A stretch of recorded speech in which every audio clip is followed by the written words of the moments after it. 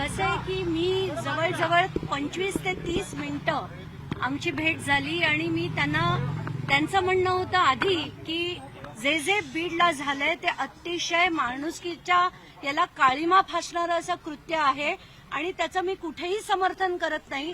मग माझं तेच म्हणणं होतं की मग तुम्ही राजीनामा का घेत नाहीत, तर तुम्ही पुरावे म्हणत होतात ना, ते सगळेच्या सगळे पुरावे घेऊन मी त्यांना भेटायला गेले.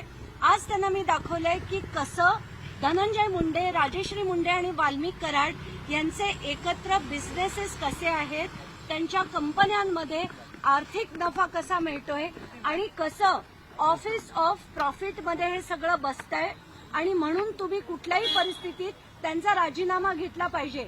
त्यासाठी मी त्यांना मिनिस्ट्री ऑफ होम अफेअर्स यांनी जे डायरेक्शन्स दिले होते एमएलए आणि मंत्र्यांसाठी ते दाखवले.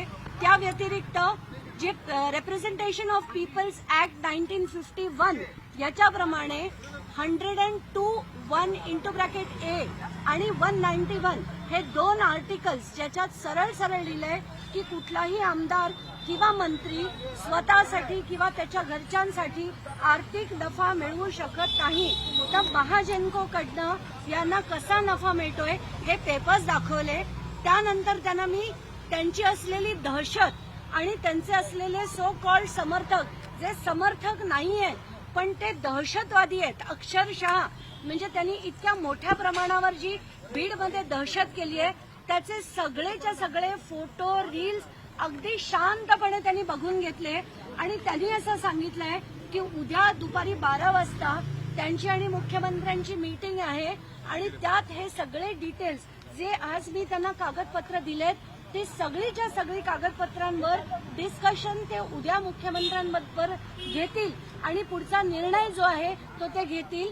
मला खात्री आहे की लोकांची म्हणजे जनभावना आहे, जनतेचा आक्रोश आहे आणि या व्यतिरिक्त खरंच ती जे कृत्य केलं गेलं ते इतकं निर्घृण होतं की आता महाराष्ट्रात अशा कृत्यांना कुठेही कोणीही थारा देऊ नये.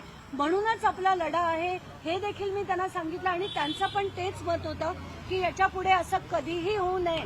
संतोष देशमुख यांच्याबरोबर जे झालेलं कृत्य आहे असं परत महाराष्ट्रात घडू नये म्हणून मी म्हटलं की धनंजय मुंडे यांचा राजीनामा हा तातडीने घेणं आवश्यक आहे. उद्या दुपारी मुख्यमंत्र्यांना भेटून हे सगळे कागदपत्र दाखवतो आणि योग्य तो निर्णय घेऊ, एकत्रितपणे घेऊ असं त्यांचं म्हणणं आहे. आता बघूया आपण ते काय निर्णय घेतात.